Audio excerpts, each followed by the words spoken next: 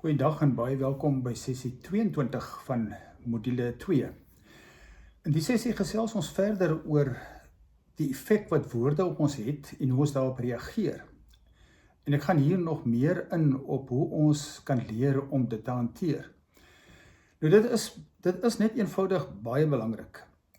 Jy weet, daar is min dinge wat soveel skade veroorsaak as woorde, ook min dinge wat sulke diep wonde kan veroorsaak soos woorde. En ek weet self uit eie ervaring hoe dit 'n mens in jou gedagtes kan besighou. So alhoewel ons nou al baie teorie hieroor gedoen het en aanbeveel het wat jy kan doen, wil ek dit tog weer beklemtoon. Ek glo mens kan net nie genoeg hieraan aandag gee en daaroor praat en die belangrikheid hiervan beklemtoon nie. Dus hierdie is praktiese beginsels, maar dit gaan net werk as jy dit toepas.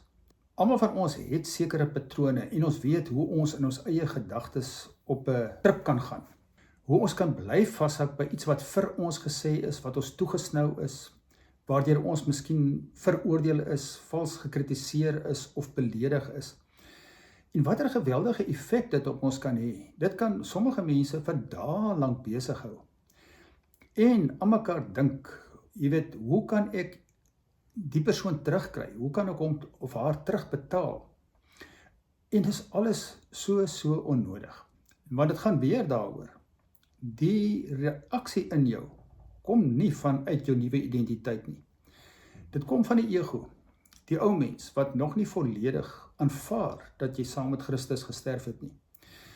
En daarom noem ek weer hier 'n paar goed. Ek sê in die eerste plek, maak van God jou skuilplek. En ek gee hier 'n paar skrifverwysings, onder andere Psalm 91, ook die uitnodiging van Jesus in Matteus 11, om te leer om jouself daar te sien as iemand wat in die skuilplek van God self is, volkome veilig, afgeskit, beskerm, waar die pyle van die bose, soos Paulus dit in Efesiërs 6 noem, jou nie kan aanraak nie. Dit kan nie by jou kom nie. Dis onmoontlik, want jy's in 'n skuilplek wat oninneembaar is. Ek het al dikwels agtergekom as ek vir iemand vra as hulle so verontwaardig is oor iets wat iemand van hulle gesê het. Maar hoekom steur jy jou daaraan? Dat hulle voel, maar ek is van die pad af. Hoe kan ek nou sê hoekom steur jy jou daaraan? Kan ek dan nie sien hoe geweldige groot ding hier aan die gang is en watter onreg hier nou gepleeg is nie? Sien, dis die tipiese reaksie vanuit die ego. Maar waarom steur jy jou daaraan? Sien mense soms as ek sê nou moet dit nou maar net soos water op 'n een se rug wees. Hulle moet nou mense wees wat niks gevoelens meer het nie, wat geen emosionele reaksie op so iets het nie. Dit is ook nie waar nie. Jy weet, dit is 'n diep verlossing waarvan hier gepraat word, bevryding van enige nodigheid om te reageer, om jouself te verdedig of om ander aan te val.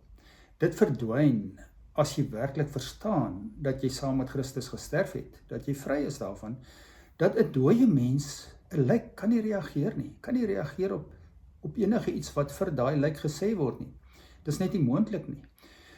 En op dieselfde manier is daai beskutting en die sterwe saam met Christus, bring jou op 'n plek waar jy weet, die lewe gaan nie oor my nie, ek hoef nie te reageer nie. Daarom is daar 'n verskriklike belangrike beginsel om te verstaan, dat ons in ons reaksies moet leer om nie op mense te reageer nie, maar op God. Met ander woorde, ek gaan nie nou dink aan wat het hierdie persoon vir my gesê, hoe het hy of sy my 'n onreg aangedoen en daarop reageer vanuit die ego nie, maar ek neem dit dadelik na God toe en sê vir hom hoe ek voel, wat ek ervaar, wat ek dink, en vra vir hom, Vader, wat is die gepaste reaksie? Wat kan ek hier doen as u verteenwoordiger, as 'n nuwe mens? As 'n mens wat seker is van wie ek is. Ek vergewe daai persoon vir wat hy of sy gesê het, want obviously, hulle weet nie waarvan hulle praat nie, hulle vertel leuns. Maar wat is die gepaste manier om te reageer? So met ander woorde, jy reageer op God, nie op mense nie. Dit klink na 'n eenvoudige ding, maar dit is 'n groot ding op die reis van disippelskap. Ons lewe ons lewens voor God, in afhanklikheid van God, soos iemand gesê het, voor 'n gehoor van een. Daar's net een in die gehoor, en dis God. En daarom is jou lewe voor hom, en sonder hom kan jy niks doen nie.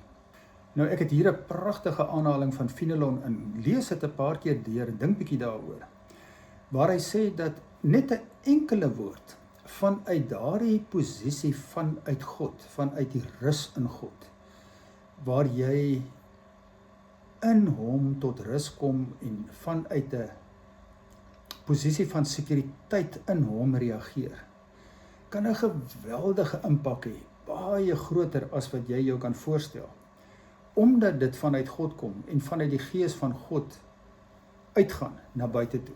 En dan sê ek maar net weer hier hoe belangrik dit is om altyd maar weer terug te kom na vergifnis toe. Moenie dat enige iets ophoop nie. Moenie dat dit wat jou seer gemaak het, dit wat jy voel jou verontreg het of te nagekom het, moenie dit toelaat dat dit daar bly en dit ophoop nie. Vergewe, neem dit na God toe. Kyk dit in die oë, hanteer dit en lê dit af en vergewe uit jou hart uit, sodat jy vry kan bly in al jou verhoudinge. En herinner jouself weer daaraan dat jy saam met Christus gesterf het. Dink aan hierdie voorbeeld van iemand wat gesterf het, letterlik gesterf het, 'n lijk. Dink aan 'n lijk wat daar lê, wat mense beledig en sleg sê en allerlei opmerkings oor maak en oorskinder. Hoe gaan daardie lijk reageer? Daai lijk kan nie reageer nie. Want hy kan dit nie hoor nie, kan nie hoor wat gesê word nie. Op dieselfde manier, as jy regtig in Christus gesterf het, kom daar 'n punt wat jy nie beledigings en kritiek en goed kan hoor nie. Jy's dood daarvoor. Dit maak nie meer saak nie, want jy's vry daarvan, die lewe gaan nie oor jou nie. En die nuwe mens wat jy in Christus is, steur hom of haar nie aan sulke beledigings nie, maar steur hom of haar net aan die stem van die Vader, wat jou herinner daaraan dat jy sy geliefde kind is, in wie hy 'n welbehae het, oor wie hy baie opgewonde is. En daardie stem hou jou vas en dra jou en op koers en maak jou opgewonde oor die lewe. Dan sluit ek hierdie sessie af om jou uit te nooi om 'n bietjie weer na te dink oor hoe jy verander tot seën kan wees. Nou, ek het in die afgelope jaar nogal baie stil gestaan by die seëngebed in Numeri 6, wat God vir Aaron en Moses gegee het en gesê het, so moet julle die volk seën. Dit is 'n kragtige gebed daardie. En ek glo wat vir onsself en vir ander tot seën kan wees. En ek dink as jy werklik vir mense tot seën wil wees, kan jy eintlik maar hierdie gebed net so vir hulle bid. En dit voortdurend bid vir jouself en vir ander. En let daarop, God sê nie, vra dat God julle sal seën en beskerm nie. Nee, hy sê, die Here seën en beskerm jou. Punt, dis 'n feit, hy doen dit. Die Here sal sy aangesig oor jou laat skyn en jou genadig wees. Hy sê nie vra daarvoor nie, hy sê, hy sal dit doen.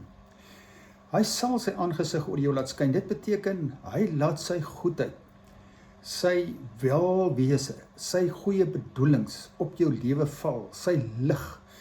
En waar die lig val, ek dink daar veral aan die vers in Maleagi wat sê, daar's genesing in die strale van die lig van God. Daar kom genesing, daar kom herstel, daar kom heelheid. En sien hoe daai lig op jou val, op die mense val wat jy wil seën, hoe dit hulle lewens aanraak, en hoe God se genade na hulle toe vloei.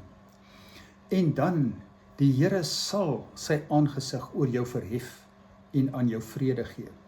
Nou dit beteken letterlik dat God sy aangesig na jou toe draai, aan jou aandag gee, na jou gebede luister, dat God by jou betrokke is.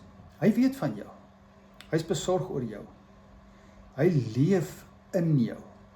En om dit ook te sien, en te sien hoe God dit doen, en hoe hy dit ook doen vir die mense, vir wie jy hierdie gebed bid. Dis 'n gebed wat jy maar altyd met jou kan saamdra en gereeld gebruik. En doen dit veral, jy weet, as daar iets onverwags op jou pad kom, waar jy onverwags reageer en kwaad raak, kom tot rus, bid die Jesus gebed, Jesus Christus, seun van God, wees my genadig. En gaan dan na hierdie seëngebed toe. En vir daai persoon, miskien die taxi's bestuurder wat nou net voor jou ingedraai het, vir wie jy briesend kwaad is, bid jy, die Here sal jou seën en jou beskerm. Die Here sal sy aangesig oor jou laat skyn en jou genadig wees. Die Here sal sy aangesig oor jou verhef en aan jou sy vrede gee. En ervaar dan watter effek dit ook op jou het om te seën in plaas van om terug te beklei of te vloek. Baie dankie dat jy weer saam geluister het.